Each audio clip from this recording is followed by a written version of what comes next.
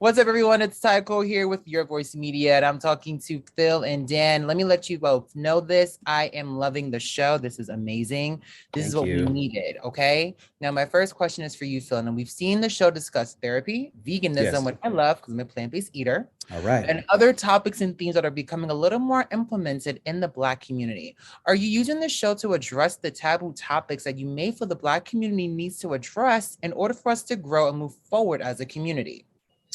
I overall, I think with each episode, without being preachy or standing on a soapbox, we definitely wanted to cover topics that are pertinent to the Black community, even if some of those topics are uncomfortable conversations to have. And so when, the therapy episode, which I think is an episode that's super close to my heart because I only started doing therapy last year, it felt like ripe territory for us to cover that because it is still stigmatized in the Black community. And I know personally that I've benefited so much from doing it that it was like, okay, how do we find a way to tell a story like that, but still make it fun and funny? And so throughout the course of the season and with each episode, we definitely have at least one theme that is relevant to the Black community and Black men specifically. And we tried to do it in a way that still led with the fun without making the joke the taboo thing, if that makes sense. Still tasteful.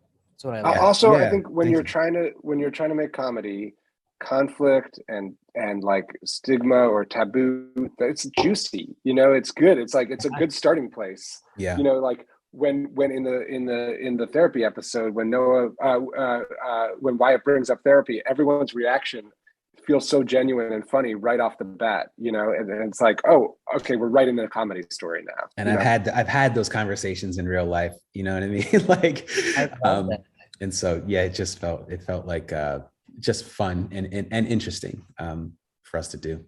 That's awesome. Now, Dan, what was it about Grand Crew that made you want to sign up and help Phil develop? Well, I signed up with Phil first.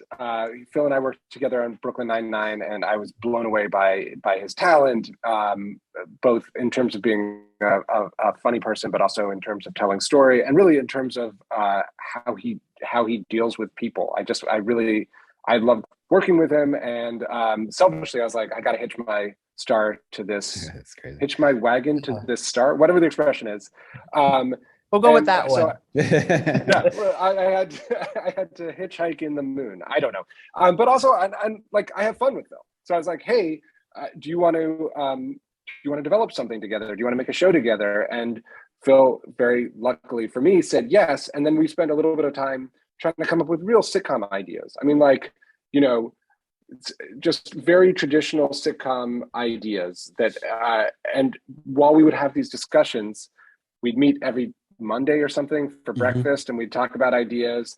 And because like everybody, we wanted to procrastinate, I'd be like, Phil, tell me about your life. Also, I'm married and boring. So I was like, please tell me something interesting happened. And he would talk about going to this wine bar and hanging out with his friends and like all the different dynamics. And eventually I was like, Phil, I think that might be the show. Yeah. And then he was like, oh, it's definitely the show. And then we went and saw it. And I went and hung out at the wine bar with him, and it felt so rich. And so I loved the idea, but really, truth be told, I was just really in love with the idea of working with Phil. I love that. Now, Phil, you are bridging Black culture onto a historically white network and normality into these characters of do-rags, our African-American vernacular. What was that like to get all those intricate parts of the Black experience into the show?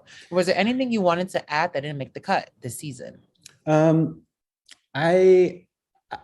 only stuff that I think didn't make the cut was just the limitations of only having 10 episodes of stories to tell.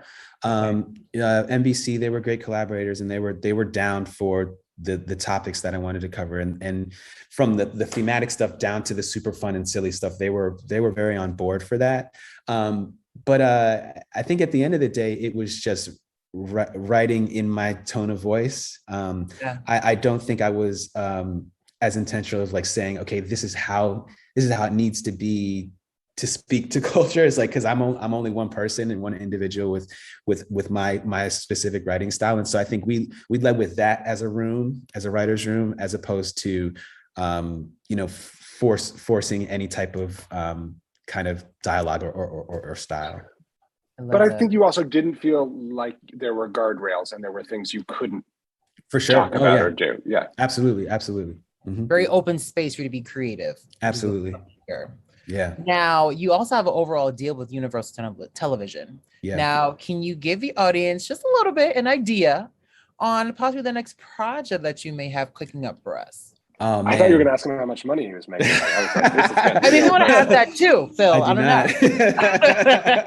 know. I do not recall. I've got a couple of things in the mix, but I don't want to get into the details of it, but I will say I am interested in telling more nuanced Black stories and helping people from a producerial standpoint that look like me tell more stories, whether it be on network TV or otherwise. So I think there's room for more showrunners of color, more Black showrunners. And my hope is that I can play some part in kind of elevating and expanding the number of Black creatives that get their shot at speaking their voice and telling stories that they want to tell. Also, it should be pointed out. Oh, sorry, please say what you were going to say. I was going to say, running a show is like more than a full-time job. So if Phil, especially early on, it's so hard. And so it's like, I love hearing you say that you're going to do that, but I'm like, I'm already, that's why I'm here. Dan, that's why I'm here. You're a Superman to me. So that's why. For me, you got this. Now, one thing I have for you both is we would love to have Garrett Morris back. Now, he was great as a narrator. Was the intention to only have him introduced in the series in the beginning? Can we probably see implements in a new season? Before we wrap here, what can we expect? Yeah, so Garrett is a legend. He's amazing and and so amazing as a human being. And we were lucky to have him get him for the pilot. We did have some discussion about bringing him maybe in the pilot, the middle and the end. But the way that the season ended up breaking out, it didn't feel like it felt naturally within how the stories were breaking. That being said, if we're fortunate enough to get a season 2, I think it's a conversation that we definitely would be open to, just considering how amazing he is and how he can be used to tee up, thematically what we want to achieve broadly, with it in the case that we were to get a new season. But he doesn't appear anymore in season 1, but it was something that we definitely talked about, and we were very, very fortunate and excited to have him play a part in the show. I love that. Well, cheers and hoping for season 2. And I want to let you know, Phil, I love the little nod you give to Insecure in one of the later episodes, one of the song choices. Insecure fans, if you know, you know. All right. And I hope to see more. So thank you both so much. Thank you so much.